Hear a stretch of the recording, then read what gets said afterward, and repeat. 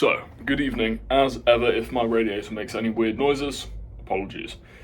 We often forget, just interacting with the defence industry, being involved with matters that generally are pertinent to military and security conversations in general, that there is still a critical mass of society that truly does have objections to the industry itself.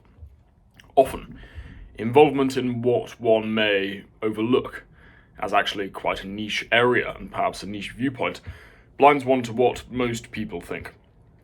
Yet, I do believe that defence ought to be defended, so today I plan to, at least in part, do that, not by putting forward opinions of my own, but responding to what are the most common objections that the public has over defence.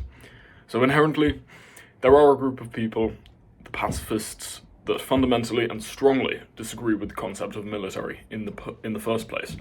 That's not what I'm going to be talking about today, because while one can view their concerns as a question of worldly fact, ultimately it just ends up being a meta-ethical squabble about the concept of right and wrong, and a rather large can of worms that I don't really want to open.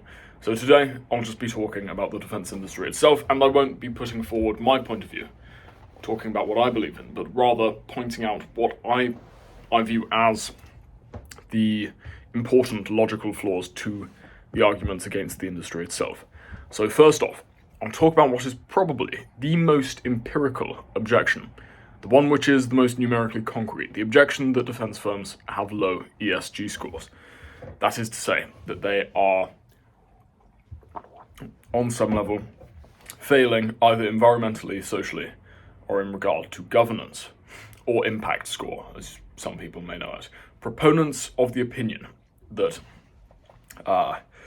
defence firms are bad because of low ESG scores will generally argue that such a metric means the defence industry is necessarily either environmentally harmful, socially damaging, or poor in self-governance, as the metric would generally reflect.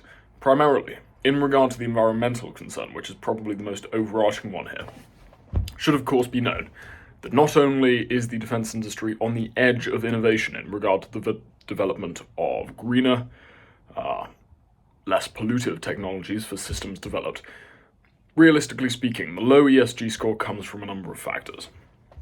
It's probably sonar used in naval systems, emissions for fuel used within military vehicles and self-propelled munition systems, vehicle and munition destruction of habitat through impact or movement. That is to say, heavy machinery might damage the habitat of animals, or some form of strike may damage the environment further. And potentially, issues with contamination, the use of harmful, potentially carcinogenic substances, chemicals, the use of things like depleted uranium in some circumstances. Now, this is commonly put forward by those who oppose the industry as really the silver concrete bullet. But first off, I'd say the systems used proportionally for how heavy duty they are in regard to environmental regulations, they are the most fuel efficient machines of such a heavy duty classification, of such a heavy duty caliber. And this is largely not necessarily for environmental measures, but for logistical advantage. It's not practical to be lugging around more petrol than can be avoided. So if we are to agree that capability of these machines is necessary, desired, and innovated for, then we can also agree that the industry is going to do the most to reduce the consumption of these machines, and is doing a lot, in the space of developing electric vehicles at the moment, general electrification. Now, additionally, for such profound and important sets of solutions, the actual importance of the solution, that being that, it's an essential thing, fighting back under certain circumstances is necessary, is a good, that should be something considered, a mitigating factor, perhaps, for the potential consumption or production externalities, which should really be considered. I.e., defence is incredibly important, and it's probably not the best thing to judge it on those specific metrics, but the metric of how important it is, really, to the nation. But also, it's doing a lot to green itself as an industry. The reason scores are so low generally is because a lot of stuff is still getting fixed. If you look at consumption back in the 1980s versus now, huge leaps and bounds have been made, both in a strategic and an environmental sense. And necessarily, certainly when one keeps in mind the concept of low, ESG scores, when compared with firms that aren't industrial, or if they are, don't require post-production maintenance via fueling, it's not really so much a fair comparison because it is a specific niche of firm which requires, at least currently, that certain, perhaps unenvironmentally friendly measures be used. Contamination as well is something that has been reduced drastically and will continue to be reduced. Carcinogenic chemicals have been replaced with far, far more safe ones. Depleted uranium is not allowed in pretty much any scenario anymore. And obviously, damage from munitions is generally restricted to war, if it's to have a significant and widespread impact on habitats and ecosystems at large. So it's not perhaps such a problem as people might guess. It's not quite the silver bullet that they presume, but what about self-governance and the social bit? If we're to talk about the social effect, the industry provides a number of jobs. It maintains legacy jobs, which are incredibly important to the nation. It promotes science, technology, engineering, innovation, and of course many firms do apprenticeships, which is, brilliant education. Sponsor charities in some major way, promote diversity, support veterans. I've seen promotion of mental health discussion. Really, I have seen it all with a lot of defence firms, and they are socially beneficial in that sense. In regard to self-governance, and I've said it before, and I'll say it again, they promote the highest level of transparency. They are highly regulated, but beyond this, they generally have a brilliant sense of self-governance because they hold themselves to such high standards. And often they have to in order to survive as such organisations with such visceral hatred for them. But I've talked about that in, I think, 2 videos prior to this, so please do go back there and take a look at what I said. Next, we have the most common argument, the concept that defence firms profit from war. First off, and I firmly assert this, war can be righteous. I think that it's important to be prepared for war and not live in denial that there is conflict in the world. Going on right now, there is certainly conflict in the world. There will be conflict again, many, many times, and there has been conflict in the past. It is likely a fact of life, and likely there will be a conflict some point in the future that will involve us. Not just us as in the world, not just us as in our allies, not just us as in the nation to which we belong, although all of that is true, but in the context us, you and I specifically, I and the viewer. There will be a conflict again that will directly affect us, and it is important to be prepared for whenever this day comes. Furthermore, there are wars that may not directly currently affect us, but there is a certain level, there is a degree to which we have a vested interest in those wars that do not affect us, of course. And it does have an effect on the people involved, so it's still important to have specific opinions, policy, directive towards conflicts going on in general. The point is, conflict is not something that nations can simply ignore in any capacity. All in all, decisions to enter or exit conflicts, they're made by politicians, as they should be within any system that allows for representative democracy. It's not the decision of the defence firm to enter or exit the war. Yet more importantly, I think, from a business perspective, this is very much about perception. People, often claim that they profit from war, and that this means they promote war. And from a business perspective, as I say, it isn't true. It's very much about this perception. Many people believe that profit from war is negative, but I would argue every single business in existence exists in order to solve a problem. It's involved in the solving of a problem in and of itself, and defense is no different. In fact, it's probably the most important problem that there is. That is, after all, the intention and purpose of any business, to effectively solve a problem. In the same way, let's say Tesco's sells food in order to alleviate hunger. Grundon sells waste removal services in order to alleviate dereliction. Unilever sells soap in order to alleviate dirtiness. It doesn't logically follow that these firms are trying to promote the problems that they solve. Rather, they try to solve them in the most efficient manner, both within free markets and within competitive tender competitions. Now, Tesco's isn't trying to promote mass hunger. Grundon isn't sending out agents to discreetly drop rubbish and litter on the pavement, or tip over black bins. Unilever isn't campaigning for each home to be fitted with a compulsory use mud wallow. And defence firms aren't trying to promote war. They practically have zero sway in going to war, in the UK, at the very least. Now, many people would say, well, sure, this may be the case, but it's different, because defence firms are held to a higher standard. It's government money, it's tax money, it's the citizens' money at the end of the day, and that is entirely true. But it doesn't mean that they are there to promote the problems they fix. Rather, they fix them efficiently.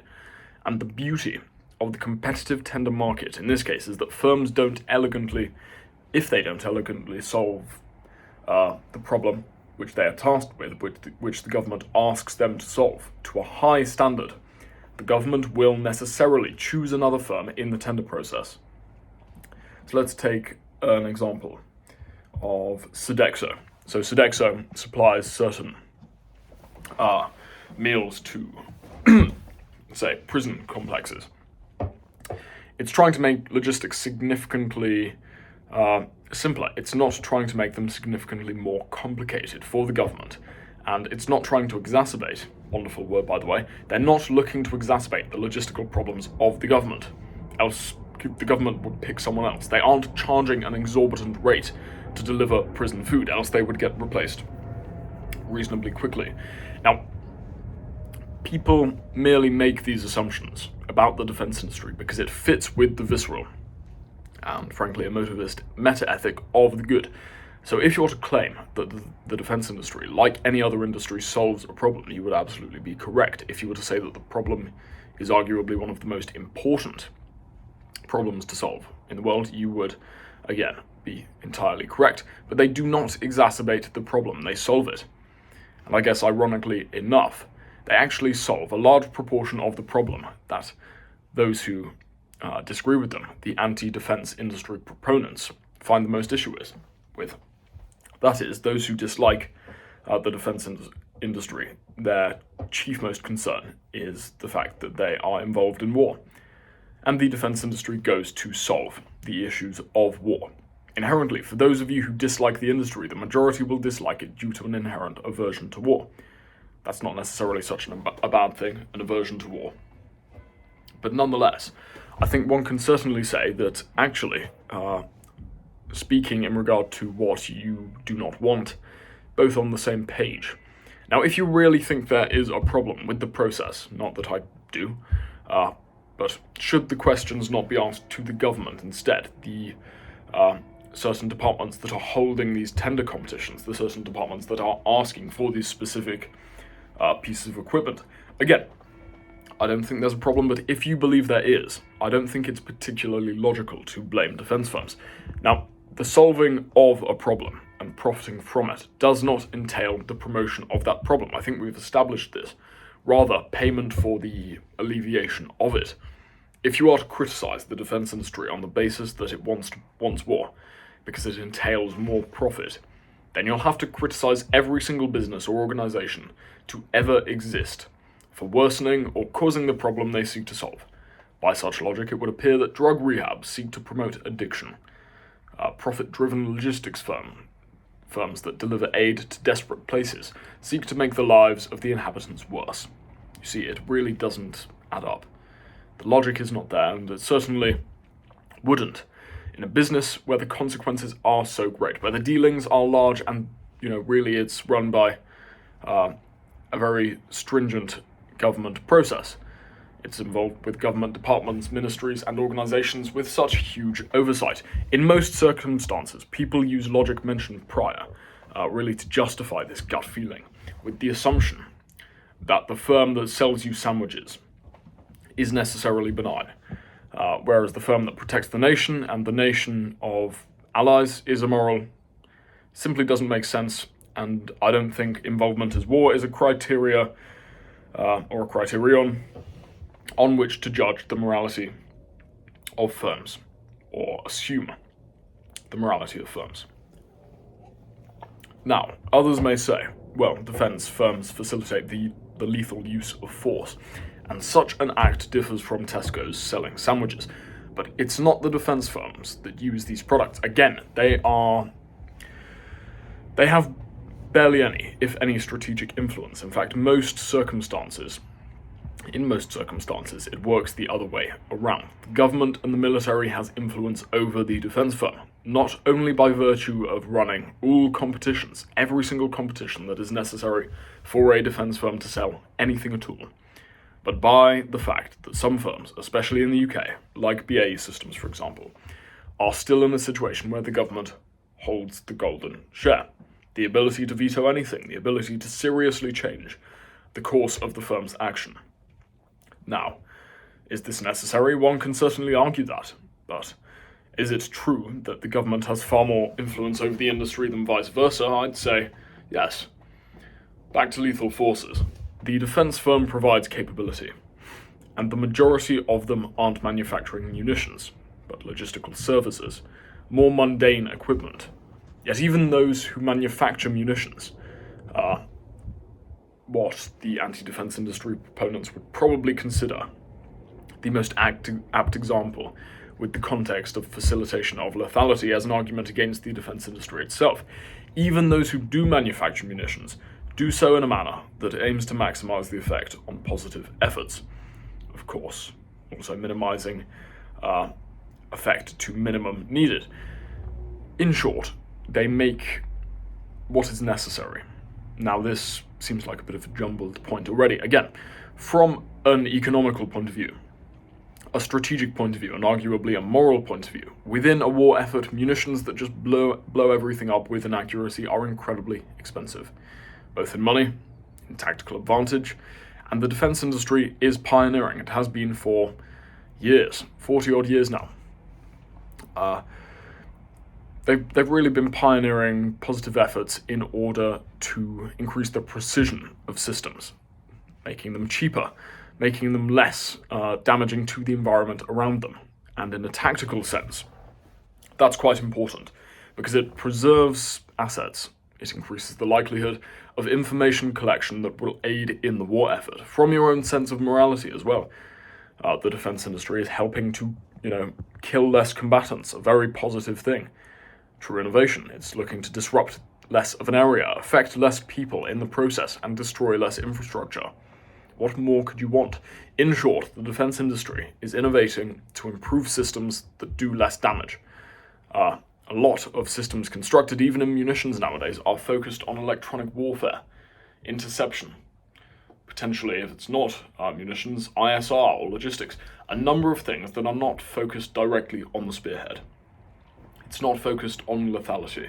That is to say, either entirely non-violent means of defence or defence against incoming unignorable threats. That is for the munitions firms, but those who criticise the industry to such an extent aren't clear about what specifically they find to be wrong, or rather whom they find to be wrong. In addition, those who argue against the industry tend to stop at a very specific point in their argument, or in the chain of reasoning, perhaps. So let's take a firm that develops a cargo plane. No. Let's take a firm that develops night vision goggles, okay? The night vision goggles are designed to help see in the dark. They spot the enemy at night. They help find the enemy at night, and again, it increases with each step. They may be used to attack the enemy position at night, utilising weapon systems, and those weapon systems themselves could do harm if the circumstances arose. Yet there's no mention of the thing beyond this, of avoiding civilian shootings, of a successful mission, the collection of information, the saving of hostages, the use of this information gained to save lives, to be tactically, strategically better, to ultimately win the war more quickly and save more life. Or take the example of a cargo plane. Its most basic intention is to fly, then to carry cargo, then to carry military cargo. And this may, of course, include weapon systems. That could make them potentially harmful if the circumstances arose. Obviously, let's not consider Rapid Dragon for this, but the argument goes this far and not further. Weapon systems, which are carried in order to be tactically superior, in order to win the battle, to be strategically superior, to win the war, which will do good. Certainly good ends and likely good means. So, inherently, this is what I have called micro-intention in my talk, and it's what people's focus is, when the matter of fact is that it requires a lot more equipment that focuses on increased tactical or strategic advantage, and it does reduce the negative externalities of war. It's innovation at its finest, really. And it's taking logic only so far as it promotes your argument, which I don't think is particularly positive. Now, let's say, for the example that I just brought up, what about the uniform, let's say, that facilitates a soldier to be camouflaged, maneuverable, and to hold his rifle and grenades to make sure he can successfully make his way towards an enemy position? Most people who oppose the industry certainly wouldn't call the MTP uniform manufacturer immoral. I certainly wouldn't. Now, how does this differ from an aircraft which facilitates a soldier to be camouflaged, maneuverable, and carry a cannon and bombs as he makes his way towards the target? Or a soldier that wears MTP in order to assist in logistics? Or the aircraft that flies recon? Where is the line drawn? Again, people don't think too much about this. They prefer to make a claim because it seems self-evident, but refuse to make a clear delineation between what they believe to be right and what they believe to be wrong, and where that line obviously should be drawn. People often respond to this sort of clarity with the assertion that it depends upon the enemy. It's a situational basis, that such practices might be alright if the enemy is really evil, but otherwise perhaps not. Well then, perhaps we should be prepared should we come face to face with an enemy that is truly evil. And I think generally, if we are willing to go to war with someone, it is, in a lot of scenarios, because they are moral enough for us to draw that line, immoral enough for us to say they are perhaps evil. Now back to the uniform and the jet. Many will then say, obviously a jet is different from a uniform, or an APC, or anything. Why? Because it has a higher capability for destruction. Fair enough. Where do you draw the line? Again, lorries have statistically done more damage than APCs have, and they probably have more capability to do harm because they're more widespread. There's more of them. One could go on all day about this, yet fundamentally, when people talk about the stuff, they say that the issue is with intention. If we take the example of chemotherapy, it does damage, but it's designed to cure. And therefore the intention is positive, and therefore it is positive.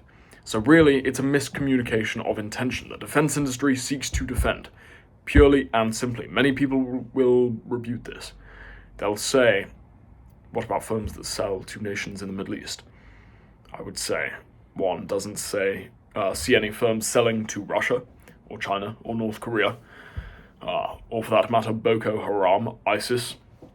It's strictly limited, and such sales are approved by the government. Saudi Arabia is an official ally of the United Kingdom. These firms sell in an approved manner to those in a common alliance. Some defense gear is expensive, although it's important to highlight that firms do often win contracts on being able to do it cheapest. Anyway, it is much a display as it is functional. Obviously, most Western nations are militarily adept, the most impressive forces on the planet, but paying for defense solutions means no one wants to engage in war. It's a deterrent, which not only saves our nations a lot of money that would be spent on wars, but lives. And also, it tends to end war quickly, through force when they are actually capable. So deterrence finds a way to avoid war, and to defend those whom we hold near and dear. And in the meantime, precisely what is the issue? It's not expense on the balance, and it protects what is rightfully protected. And again, not too expensive for the nation. I'll talk about nuclear weapons another day, but that's an entirely different discussion. People will talk about the ethics of defense firms, and then attack them with some very sparse understanding of military ethics, which largely doesn't apply. The firms people disparage are technology and logistics firms that create important products which are necessary and bring about a state of morality. I'll address the pacifists at a later date, but for those of you who aren't, if you believe, at the very least, that this world can contain evil, and that sometimes evil needs to be dealt with, either by choice or by force, then defense industry is necessary, and in my opinion, moral and good. And I don't think objections, at least the ones I brought up today, are particularly serious, or at least particularly scathing when one looks at it under the proper microscope. So I'll leave it there for today.